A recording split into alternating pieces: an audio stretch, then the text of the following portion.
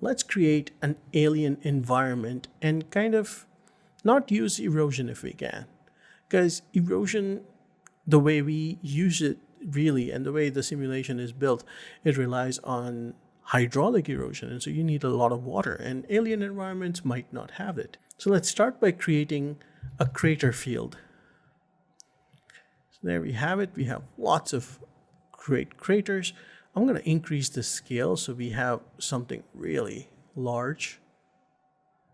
I'm going to increase the depth a little bit, the scale. Density is kind of fine as it is. Now what I want to do is I want to take these moon-like craters and turn them into something rockier.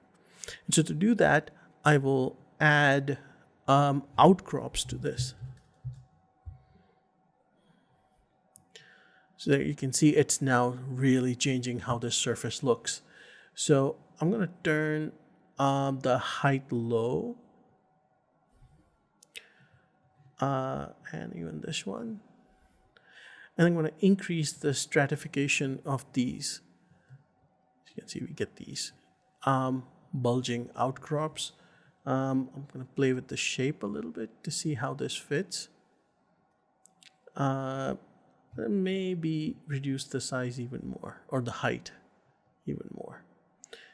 I'm going to have maximum rotation on this because I would love to have the shapes rotate. Anyways, so there. Now we have our existing crater system, but it's turned into this rocky, really cool landscape. But maybe that's not enough. We want this to be further rocky, and so to do that, I can add craggy, which is part of the rock family of nodes. It creates lots of tiny little rocks. And while that's cool, it's kind of like obliterating our existing landscape. So I want to have more of this. So we could reduce the size and depth and shape and all of that, or we could just mask it out and kind of like art direct it. So to do this, I'm going to have, well, first I'll just create a mask node. And I'm creating a draw node. And the draw node will fit into the mask here. So I'm going to hit F, or you can right click and select lock preview. I'm going to go down to draw. I'm going to increase the soften because I know I want this to be soft, like the brush to be soft. So go here, and then as I paint, you can see that area gets to become craggy as this is feeding into the mask for craggy. I'm going to increase the size and the height, which is also the intensity of the mask.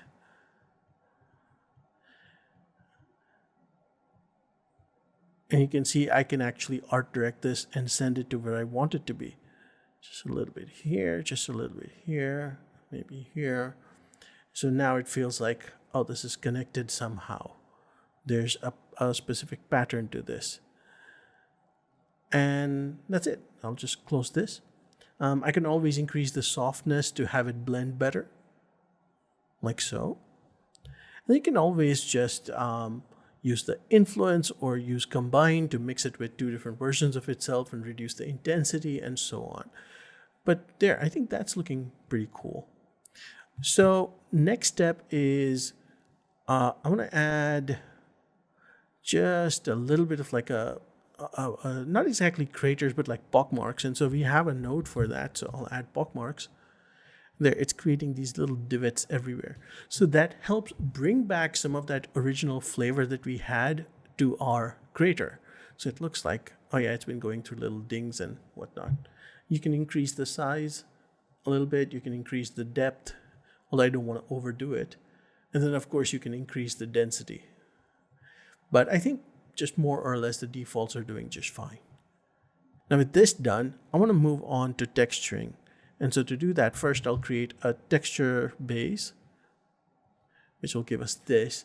I want to have really high soil, not really relying on flow here. So it's all soil and slope, kind of almost even. So that looks fine. And then let's give it a sat map. Let's find some nice alien texture. I'll switch to sand. That's still not alien enough, but let's see. Oh, that's pretty cool. That's alien enough. Let me get like the right balance here. I don't want to lose all of that blue here or the teal. That's looking cool. Okay, so with this, I'm tempted to add color erosion, which helps solidify all these shapes. But one of the problems with color erosion is that it does create flows. And as I mentioned, we want to avoid hydraulic erosion or impressions of it. So to make sure it's not looking too much like flowing erosion, I'm going to reduce the color hold and sediment density, but increase the flow volume and play a little bit with the blend, and or maybe I do need to increase the sediment density. Yes, let's see. There, I think that much is good enough. Now it's faded some of the noisier areas. It's looking good, so I'm going to go back and here. Yeah, that's nice. The only problem is, because of the way this whole shape is, I want to bring out, or rather accentuate some of the shapes and details, but not have to do too much with erosion. So what I'll do is I will add a weathering node to this. So weathering will add like weathered edges to everything. You can actually inverse it and have it be inside. So let me change the amount, the creep. And there, here you can see it's more like calcification.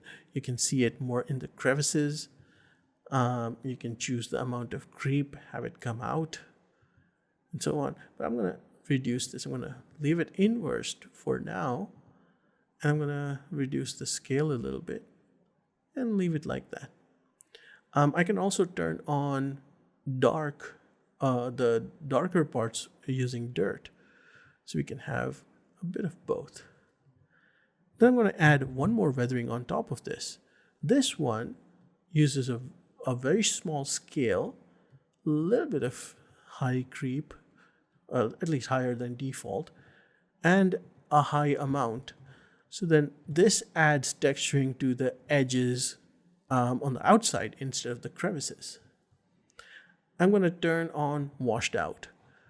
This will soften the effect and have it be, even the color be weathered a little bit so that it doesn't look too sharp and stark. It becomes a bit smoother. And now let me switch to 4K so we can see this in greater detail. And so there. Now in higher detail, you can see we have all the big, larger craters with the rocky surface structure, then all these little subdivisions, the craggy subdivisions, but then these additional subcraters and divots and whatnot that signify a sort of shattered terrain. We also have these beautiful broken craters and so on, and we have it nicely colored. If at any point we want to change the color, if you want to experiment, let's go with something like this or like this. Go back. And even with colors that are relatively like not too detailed, like the sat map is not detailed, by adding weathering, you can accentuate the details, which is often more realistic because in nature you will not get like too many variety in colors in a single location, but rather have weathering and other smaller effects that bring out the shapes.